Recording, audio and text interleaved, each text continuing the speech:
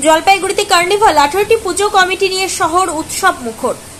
জলপাইগুড়িতে আজ শনিবার অনুষ্ঠিত হতে চলেছে দুর্গাপুজোর কার্নিভাল। জেলা প্রশাসন সূত্রে জানা গিয়েছে, শহরের 18টি পুজো কমিটি এই শোভাযাত্রায় অংশগ্রহণ করবেন। জেলা প্রশাসন ও পৌরসভা ময়দানে কার্নিভাল সুষ্ঠুভাবে সম্পন্ন করার জন্য ইতিমধ্যেই সব প্রস্তুতি শুরু হয়েছে। গতকাল দুপুর থেকে রাত পর্যন্ত জেলার বিভিন্ন নদী ও পুকুর ঘাটে বহু প্রতিমা নিরঞ্জন সম্পন্ন হয়েছে।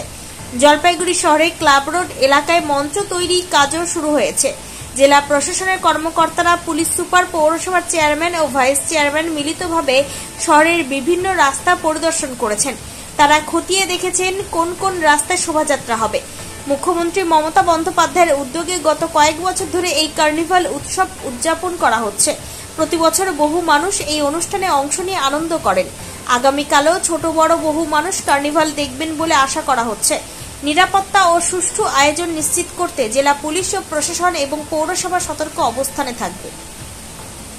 এখানে এই যে কার্নিভালের জন্য প্রস্তুতি। কবে কার্নিভাল?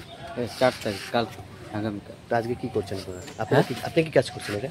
আমি এখানে সব ডিজাইনের যেগুলো বানাচ্ছি, থার্মোকল, ফোম, এসবের কাজ করছি। কতগুলো এখানে পুজো কমিটি বিভিন্ন আসবে কালকে? বিসর্জন আছে কার্নিভাল। জলপাইগুড়ি থেকে সানি রায়ের রিপোর্ট, এইচপি।